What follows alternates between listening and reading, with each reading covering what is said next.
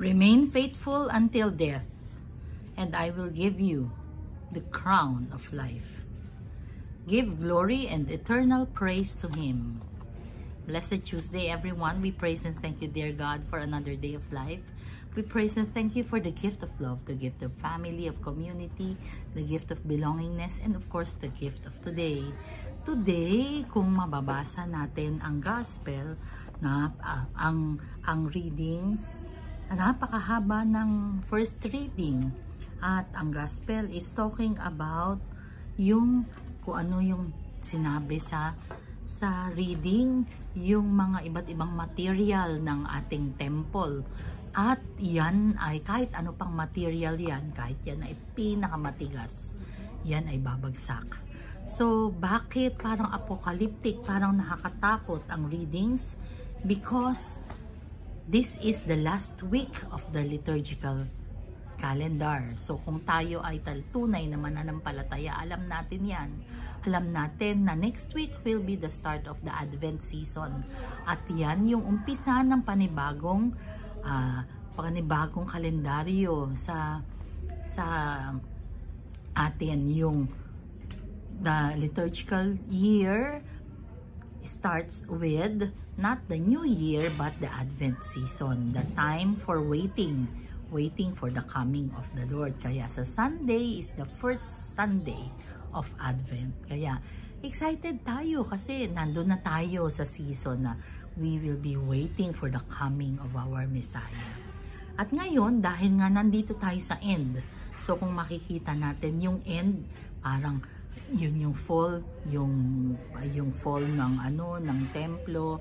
Kaya nga naman, ang reminder sa atin is nothing lasts forever.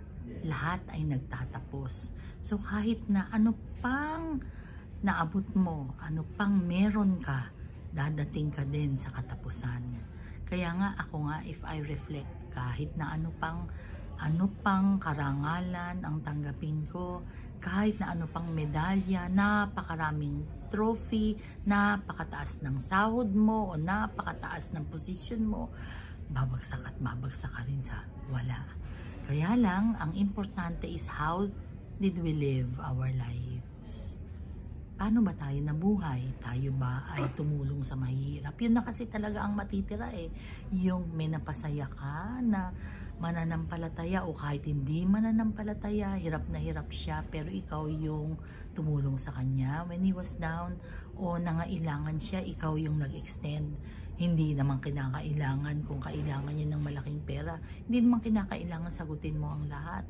Kahit kapraso lang doon, kung ikaw ba ay nag-extend ng tulong sa ibang tao, yung kailangan niya ng matutuluyan, pinatuloy mo ba? Yung katulad ng sinabi sa readings and gospel natin ng nakaraang araw, na kung saan, when did you see me naked? When did you feed me? Kailan ka po ba? When did I see you naked? Lord, di ba? Si Jesus din sinasabi, kung noong yung mga ibang tao ay tinulungan mo, parang ako na rin ang tinulungan mo. Kaya nga naman, ang paalala sa atin is lahat magwawakas. Pero kung ano man ang iniwan mong bakas nang ikaw ay nabubuhay pa, that will matter. Yun ang magmamarka. So kung paano mo gustong maalala ka ng mga tao, yan ang dapat na isabuhay mo. Isabuhay mo yung pagiging matulungin, yung pagiging mapagmahal, mapagpatawad, mapagbigay. Yan ang magagandang mga bagay na gawin mo sa iyong buhay dahil yan ang mananatili. Ikaw, ang mortal na buhay natin, mawawala.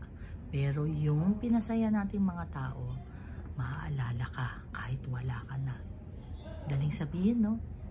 Madali rin gawin kung gusto. Pero kung ayaw, kahit na may kakayanan ka at kakayahan, may opportunity, hindi mo gagawin. Pero pag gusto, magugulat ka, ang opportunity dadating. Manalangin tayo. Lord God, we are sorry for our sins, either of commission or omission. We pray for healing of those who are sick, those who are requesting for our prayers, and those who are praying with us right here, right now. Panginoon, ikaw po ang manguna sa lahat ng aming mga ginagawa. Madami ka pong panawagan sa amin. Naririnig po namin ito. Hindi po kami susuko, hindi kami hihindi. Kahit na alam namin mahirap at napakarami, dahil alam namin, dear God, na ikaw po at wala nang iba ang kaagapay namin sa mga responsibilidad na iniatang mo sa amin. Panginoon, we lift up to you lahat ng may sakit, lahat ng mga mabigat ang loob dahil sa nawalang mahal sa buhay, sa mga problema ang pinagdadaanan. We lift up to you ang kapatid ko na nakikidasal ngayon, right here, right now. Hindi ko po siya kilala, hindi ko po alam ang concerns niya, pero Lord God, ikaw na po ang bahala. All this we pray in Jesus' mighty name, through the intercession of our Blessed Mama Mary. I lift up to you, dear God, ang aming prayer group, Sacred Heart of Jesus Prayer Group. Amen. Blessed Tuesday once again. God bless us all.